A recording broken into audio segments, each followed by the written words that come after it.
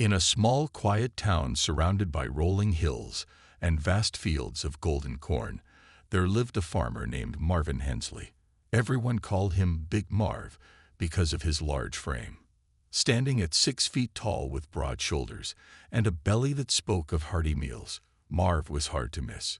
He wasn't just big in size. His personality matched it too. Kind-hearted and always ready with a smile, he was well-liked by everyone in the community. Marv's days were simple but fulfilling. Every morning, he woke up before sunrise, brewed himself a strong cup of coffee, and headed out to tend to his farm. His land stretched far and wide, fields of corn swaying gently in the breeze, cows grazing lazily under the sun, and chickens pecking around the yard. It was peaceful work, and Marv loved every moment of it. To anyone passing through, he seemed like an ordinary man living an ordinary life. But what they didn't know was that beneath his calm exterior lay secrets from a past long buried. Years ago, Marv had been anything but ordinary. Before settling down in this sleepy little town, he served as part of an elite military unit known as Delta Force. These soldiers were trained for the most dangerous missions imaginable: rescuing hostages, taking down high-value targets, and surviving in the harshest conditions. Marv excelled in hand-to-hand combat, strategy, and stealth, earning respect among his peers. But after 2 decades of service, he grew tired of the chaos and violence. Seeking peace, he left the military behind, bought a piece of land, and built himself a new life as a farmer. Now, years later, all traces of his former life were hidden beneath flannel shirts, dirt-streaked jeans, and a pair of worn-out boots. The only reminders of his past were the occasional nightmares that jolted him awake at night and the discipline he still carried within him. Even though he no longer needed to rely on his skills, habits formed over 20 years were hard to break. Marv woke early, stayed physically active, and approached problems methodically, almost instinctively. Yet, none of this mattered much anymore. His biggest challenge these days was fixing a broken tractor or keeping raccoons away from his crops. The townspeople adored Marv. They saw him as one of their own, a gentle giant who enjoyed fried chicken, old Western movies, and good conversation. Kids loved visiting his farm, where he let them pet the animals and taught them how to grow vegetables. Neighbors often stopped by unannounced, knowing Marv would always have fresh eggs or a warm slice of homemade pie to share. Life was predictable, comfortable, and exactly how he wanted it. But sometimes, late at night when the world was silent, Marv wondered if he'd made the right choice leaving everything behind. Had he forgotten too much? Could he still handle himself if push came to shove? Those thoughts usually faded quickly, drowned out by the chirping crickets and rustling leaves. After all, why would someone like him ever need to revisit the past? This was his sanctuary now, a place where danger didn't exist, and trouble never knocked on his door, or so he thought. Little did Marv know, change was coming, and when it arrived, it wouldn't be subtle. One sunny afternoon, the tranquility of Marv's quiet town was shattered by the deafening roar of motorcycles. A group of bikers rolled into town like a storm cloud, their engines growling and chrome gleaming under the bright sun.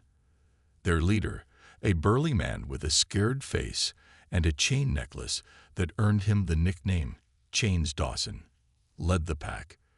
They weren't just passing through, they were here to stay. The bikers set up camp near the edge of Marv's property, parking their bikes in a messy cluster and pitching tents, right where his fields met the woods. At first, the townsfolk didn't think much of it. Bikers came and went all the time, usually causing little more than noise and a bit of mischief. But Chains and his crew were different. They had an air of menace about them, their leather jackets adorned with patches that hinted at darker affiliations. Within days, they began making their presence felt. Loud music blared late into the night, disturbing the peaceful rhythm of the town. Beer cans and trash littered the roadsides, and some residents reported missing tools or supplies from their sheds. It became clear that these bikers weren't just rowdy travelers. They were troublemakers. Marv tried to ignore them at first. He figured they'd get bored eventually and move on. But then they started targeting him. One evening, as Marv was checking on his cattle, he noticed a couple of bikers leaning against the fence near his property line. They smirked when they saw him, calling out insults like, "Hey, Porky," and tossing empty beer cans onto his land. Marv clenched his fists but forced himself to walk away. He told himself it wasn't worth it. These guys were drunk, loud, and obnoxious. But surely they'd leave soon. But the harassment didn't stop there. Over the next few days, the bikers grew bolder. They revved their engines near his house early in the morning, startling his animals. One of them even rode their motorcycle through his field, leaving deep tire tracks that ruined weeks' worth of planting. When Marv confronted them, asking them to leave his property alone, Chains stepped forward. With a sneer, he grabbed Marv's tractor keys off the workbench and dangled them in front of him. "What are you gonna do about it, fatso?" Chains taunted, shoving Marv backward. For a moment, anger surged inside Marv. His instincts screamed at him to retaliate, to grab Chains by the collar and show him exactly what fatso could do. But years of discipline held him back. He took a deep breath, forcing himself to remain calm. "You'll regret this," Marv said quietly, his voice steady despite the fury bubbling beneath the surface. Chains laughed, clearly unimpressed, and tossed the keys into the dirt before walking away with his gang. That night, Marv sat alone in his kitchen, staring at the dent in his tractor where one of the bikers had kicked it. His hands trembled, not from fear, but from frustration. He knew he couldn't let this go on forever. Something had to be done. But how? He'd left violence behind when he retired to this town. Was he really ready to step back into that world? As he sipped his coffee, Marv's mind drifted to memories of his Delta Force days. The training, the missions, the adrenaline rush of facing danger head-on. For so long, he kept those memories locked away, buried under layers of farm work and fried chicken dinners. Now, they resurfaced, whispering reminders of skills he hadn't used in years. Maybe, just maybe, he still had what it took to deal with people like Chains. But for now, Marv decided to wait, hoping the situation wouldn't escalate further. Unfortunately, hope rarely solves problems, and Marv would soon learn that turning the other cheek only works for so long. The next morning, Marv decided it was time to take action. He couldn't keep ignoring the bikers' behavior. It was only getting worse, and their antics were starting to affect not just him but the entire town. With a heavy sigh, he climbed into his battered pickup truck and drove down to the sheriff's office. The building was small and modest, with chipped paint on the walls and a faded American flag hanging by the door. Inside, Sheriff Linda Hayes sat at her desk, sipping coffee while reviewing paperwork. She was a kind woman in her early 50s, with graying hair tied neatly in a bun and a no-nonsense demeanor that commanded respect. "Marv," she greeted him warmly when he walked in. "What brings you here? Everything okay out at the farm?" Marv hesitated for a moment before explaining the situation. He told her about the bikers camping near his property, their constant noise, and the damage they'd caused to his land and equipment. When he mentioned Chains Dawson and how the biker leader had mocked him, Sheriff Hayes frowned. "I've heard rumors about these guys," she admitted. "They've been causing trouble around neighboring towns too. But without solid evidence of criminal activity, my hands are tied. I can send someone over to warn them. But beyond that," her words hung in the air like a dark cloud. Marv nodded slowly, understanding the limitations of her position. The department was understaffed and underfunded, barely able to handle minor disputes, let alone confront a gang of outlaw bikers. Still, hearing the sheriff confirm what he already suspected left him feeling uneasy. If the law couldn't help, who could? Back home, Marv tried to push the issue out of his mind. He busied himself with chores, feeding the animals, repairing fences, and checking on his crops. Yet every time he passed the dent in his tractor or spotted another beer can tossed carelessly onto his land, his frustration grew. The bikers continued their harassment, seemingly emboldened by the lack of consequences. One afternoon, as Marv worked in his barn, he heard laughter coming from outside. Peering through the doorway, he saw two bikers riding circles around his scarecrow, using it for target practice with rocks. Anger bubbled inside him. But once again, he forced himself to stay calm. Picking a fight wouldn't solve anything. That night, sleep eluded him. Marv lay awake in bed, staring at the ceiling as memories of his Delta Force days flooded back. He thought about the intense training sessions, the grueling hours spent mastering hand-to-hand combat, learning how to disarm opponents, and perfecting stealth techniques. He remembered the missions, the adrenaline coursing through his veins as he moved silently through enemy territory. Those skills hadn't disappeared completely. They were buried deep within him, waiting to be called upon if needed. Unable to shake the restlessness, Marv got out of bed and headed to the barn. Under the dim light of a single bulb, he began practicing basic moves. Punches, kicks, blocks, all executed with precision and power that surprised even himself. Each movement felt natural, like riding a bike after years of not doing so. As sweat dripped down his face, he realized something important. Maybe he didn't need to rely on anyone else to deal with the bikers. Maybe, just maybe, he still had what it took to protect himself and his town. But as dawn approached, doubt crept in. Was he really prepared to step back into that world? Could he justify using force against people who were, for now, merely nuisances?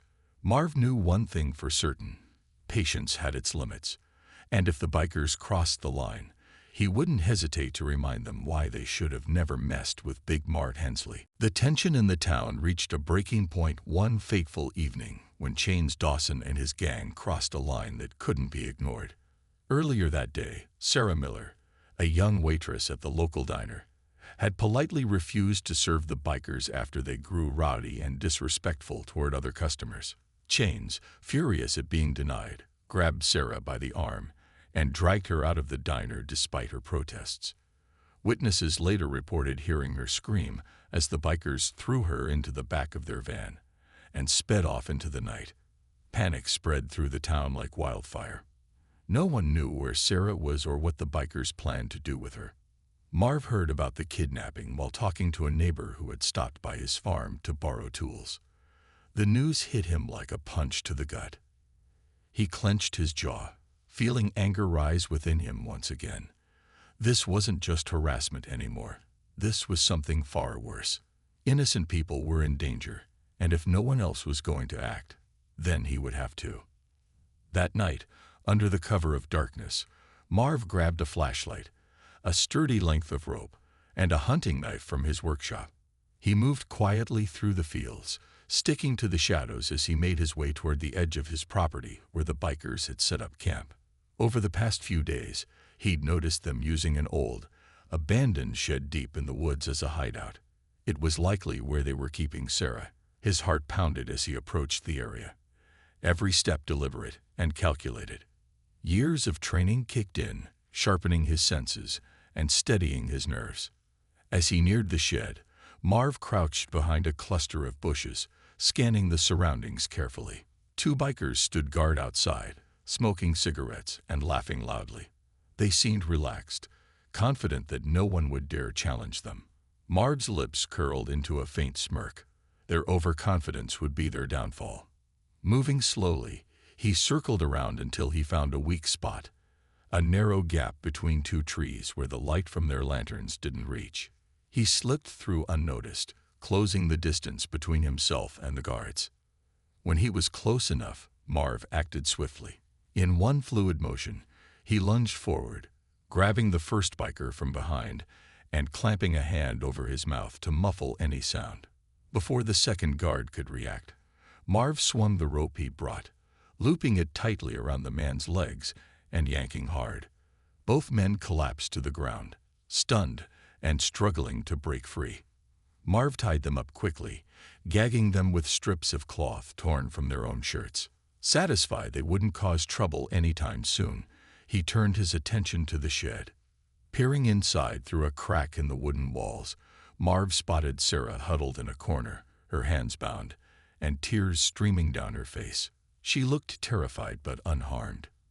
Relieved, Marv pushed open the door gently, holding a finger to his lips to signal silence. "It's okay," he whispered softly. "I'm here to get you out." Sarah stared at him wide-eyed, too shocked to speak, but she nodded weakly. Working quickly, Marv untied her wrists and helped her to her feet. "Stay close to me," he instructed. "We're getting out of here." As they stepped back into the cool night air, Marv glanced around cautiously. The rest of the bikers were still scattered throughout the camp, unaware of what had just happened. For now, they were safe, but Marv knew this wasn't over. Chains Dawson wouldn't take kindly to having his hostage rescued. And as much as Marv wanted to avoid further conflict, he also knew that running away wouldn't solve anything. If he wanted to put an end to this nightmare, he'd have to confront the bikers head-on. But for tonight, his priority was Sarah. Shielding her with his body, Marv guided her silently through the woods, putting as much distance between them and the bikers as possible. Once they reached the edge of his property, he flagged down a passing farmer driving home late and asked him to take Sarah to safety. As the truck disappeared down the road, Marv stood alone under the stars, his mind racing. The bikers had made a grave mistake by targeting someone innocent, and now Big Marv Hensley was ready to make them pay. With Sarah safely out of harm's way, Marv knew the real fight was just beginning. Chains Dawson and his gang wouldn't stop until they got what they wanted, or made someone pay for crossing them. The thought of backing down never crossed Marv's mind. He'd spent years running from his past, burying the skills and instincts that had once defined him. But now, standing in the quiet darkness of his farm, he realized it was time to embrace who he truly was. This wasn't just about protecting himself anymore. It was about sending a message to the bikers, and to anyone else who thought they could terrorize innocent people. Marv's first step was to gather supplies. In the dim light of his barn, he collected everything he might need: lengths of sturdy rope, duct tape, a rusted pitchfork, and even an old bear trap he kept stored away for emergencies. Each item had its purpose, and Marv's mind buzzed with ideas on how to use them effectively. He also scouted the area around the bikers' camp, studying their movements and routines. During the day, they lounged around drinking beer and boasting loudly. At night, most of them passed out by the fire or retreated into their tents. Only a few stayed awake as guards, and those were often distracted or half asleep. It was clear that they underestimated the quiet farmer living nearby, a mistake Marv intended to exploit. His plan relied heavily on strategy over brute force. There were at least 15 bikers, all armed and dangerous. Taking them on directly would be suicide. Instead, Marv decided to use stealth and psychological tactics to weaken them before making his move. He began setting traps along the perimeter of their camp. Thin wires strung between trees at ankle height, piles of hay strategically placed to obscure sightlines, and loose boards rigged to collapse underfoot. These weren't lethal measures, but they would slow the bikers down and create chaos when they triggered them. As part of his preparations, Marv also reached out to Sheriff Hayes. He didn't tell her everything. He couldn't risk revealing too much. But he anonymously tipped her off about Sarah's kidnapping and the location of the bikers' hideout. "You'll want to send backup soon," he wrote in a brief note left on the sheriff's office steps. "Things are going to get messy." Though cryptic, the message gave Hayes enough information to act without exposing Marv's involvement. Satisfied that reinforcements would arrive eventually, Marv turned his focus back to the task at hand. Late that night, as the moon hung low in the sky, Marv finalized his preparations. Dressed in dark clothes and wearing boots with soft soles to muffle his footsteps, he moved like a shadow through the woods. His heart beat steadily, each breath calm and controlled. For the first time in years, he felt alive, not weighed down by memories of war, but empowered by the knowledge that he was doing something meaningful. The bikers had picked the wrong man to mess with, and they were about to learn exactly why. When dawn broke, Marv was ready. Hidden in the dense foliage outside the bikers' camp, He waited patiently for the right moment to strike. As sunlight filtered through the trees, casting long shadows across the ground, he tightened his grip on the pitchfork and smiled grimly. The next few hours would determine the fate of the town, and perhaps his own redemption. Whatever happened next, one thing was certain. Chains Dawson and his gang wouldn't see it coming. As the first rays of sunlight pierced through the trees, Marv sprang into action. Moving like a ghost, he slipped into the bikers' camp, his every step deliberate and silent. The early morning air was thick with the smell of damp earth and smoldering embers from last night's fire. Most of the bikers were still asleep, sprawled out in their tents or snoring loudly by the dying campfire. Only 2 guards remained awake, but they were sluggish, leaning against a tree and sharing a cigarette. They had no idea what was about to hit them. Marv struck first, targeting the sentries. He crept up behind one of them, wrapping his massive arm around the man's neck in a firm but controlled hold. The biker struggled briefly before going limp, unconscious but alive. Marv lowered him gently to the ground and tied him up with rope before moving on to the second guard. This one barely had time to react. Marv disarmed him with a swift motion, twisting the man's wrist until he dropped his knife. A quick tap to the head rendered him unconscious as well. Both men were gagged and bound within seconds, leaving the rest of the camp oblivious to the danger lurking nearby. With the perimeter secure, Marv triggered the first of his traps. A thin wire stretched across the path snapped taut as one of the bikers stumbled out of his tent, yawning and stretching. The wire caught him at the ankles, sending him crashing to the ground with a startled yelp. His shout woke others, and confusion quickly turned to panic as more bikers fell victim to Marv's carefully laid snares. One stepped onto a loose board that gave way beneath him, dropping him into a shallow ditch filled with mud. Another tripped over a hidden log, tumbling face first into a pile of hay. Chaos erupted as the bikers scrambled to figure out what was happening. Some grabbed weapons, shouting accusations at each other while searching for an unseen enemy. But Marv stayed one step ahead, using the cover of the woods to pick them off one by one. He darted between trees, appearing briefly to disarm or incapacitate another biker before disappearing again. Each strike was precise, no unnecessary violence, just enough force to neutralize the threat. Finally, Chains Dawson emerged from his tent, roaring orders and swinging a chainsaw above his head. "Whoever's doing this is dead," he bellowed, his voice laced with fury. Spotting movement in the trees, Chains charged forward, revving the chainsaw menacingly. Marv stood his ground, waiting until the last possible moment before sidestepping the attack. With practiced ease, he grabbed Chains' arm mid-swing, twisting it until the weapon clattered to the ground. Before Chains could recover, Marv delivered a sharp blow to his stomach, doubling him over, followed by a knee to the jaw that sent him sprawling. By the time Sheriff Hayes and her deputies arrived, alerted by the commotion, the scene was surreal.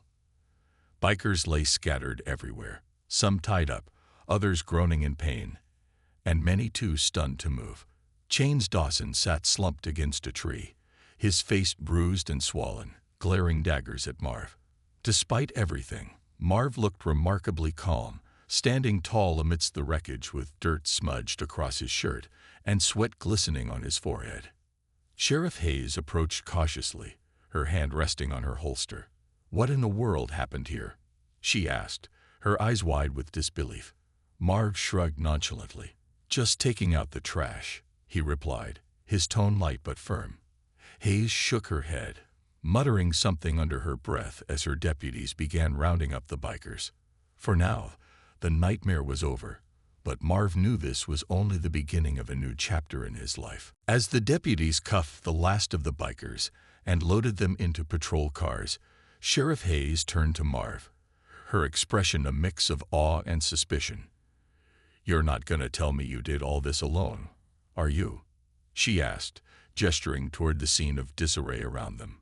Chains Dawson sat slumped in the back seat of a squad car, glaring at Marv through the window, his pride as battered as his face.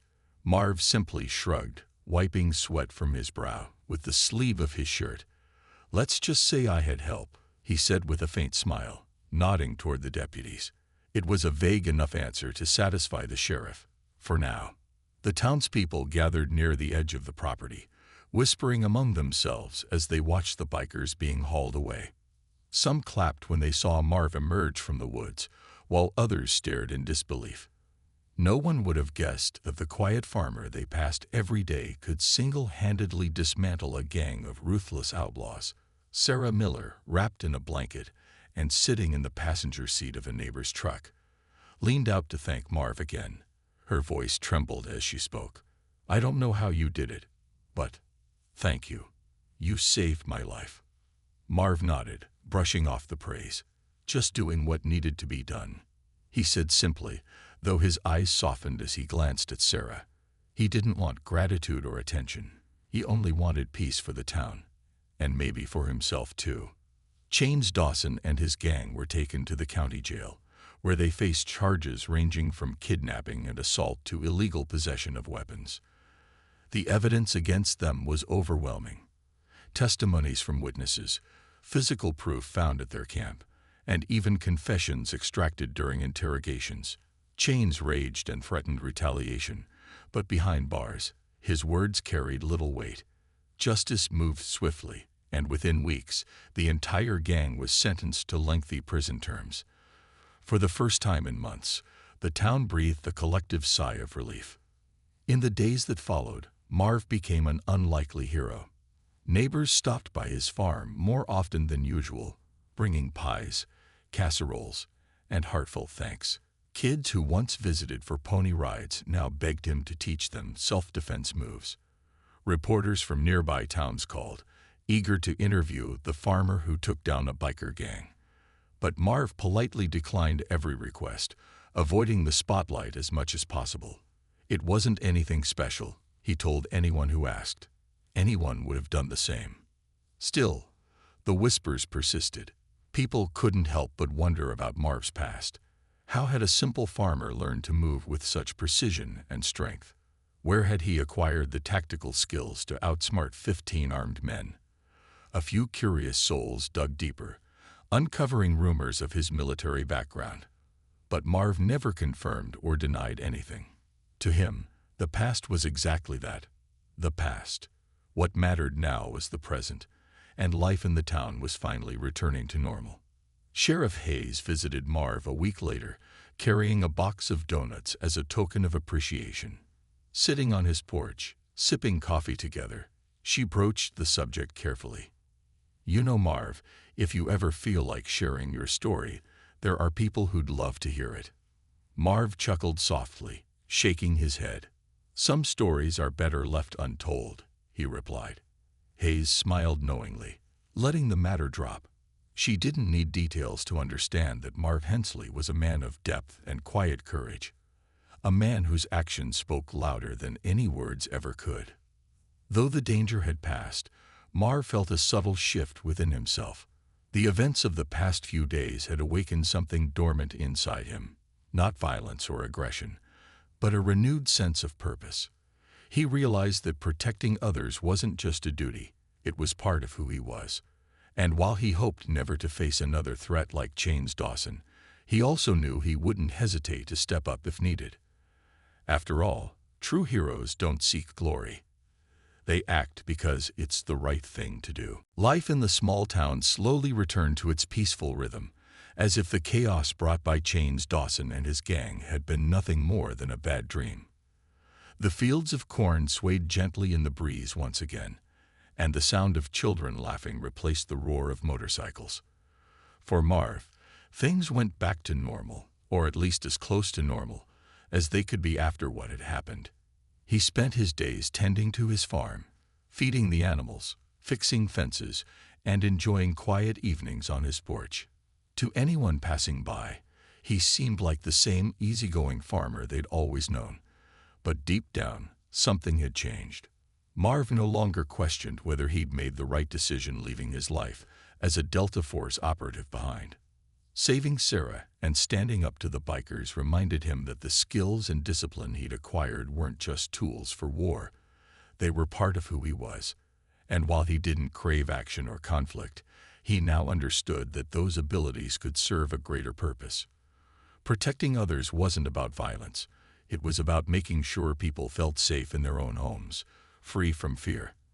That realization gave him a quiet sense of fulfillment, one that fit perfectly into his simple life. The townsfolk continued to treat Marv with admiration, though he did his best to downplay their praise. When kids came by asking for secret agent training, he laughed and handed them shovels instead, telling them the real secret to being strong was hard work and kindness. Neighbors still dropped off food every so often, but Marv insisted they stop calling him a hero. "I'm just a farmer," he'd say with a grin, waving them off. Yet there was no denying the respect he'd earned. Even Sheriff Hayes stopped by regularly, joking that she might deputize him if trouble ever came knocking again. One evening, as the sun dipped below the horizon, painting the sky in shades of orange and pink, Marv sat on his porch with a cup of coffee in hand. The crickets chirped, and the distant moo of a cow drifted through the air. It was moments like these that reminded him why he'd chosen this life, to escape the noise and find peace. But now he realized peace wasn't the absence of challenges. It was knowing you could face them when they arose. As he sipped his coffee, Marv's mind wandered back to his Delta Force days, not with regret, but with gratitude. Those experiences had shaped him into the man he was today, someone capable of stepping up when it mattered most. He thought about Sarah, safe and recovering, and the grateful smiles of his neighbors. Maybe being a hero wasn't about wearing a uniform or carrying a weapon. Maybe it was about doing what was right, even when no one was watching. The scars of the past still lingered faintly, the occasional nightmare, the instinctive habit of checking his surroundings, but they no longer weighed him down. Instead, they reminded him of how far he'd come and how much he valued the life he'd built. As the stars began to twinkle in the night sky, Marv leaned back in his chair, letting out a contented sigh. He didn't need recognition or applause. All he needed was the satisfaction of knowing he protected those who couldn't protect themselves, and proved that true strength wasn't about size or speed, but about courage, conviction, and compassion. For Big Mark Hensley, the fight was over for now. But if trouble ever came knocking again, the town knew exactly who to call.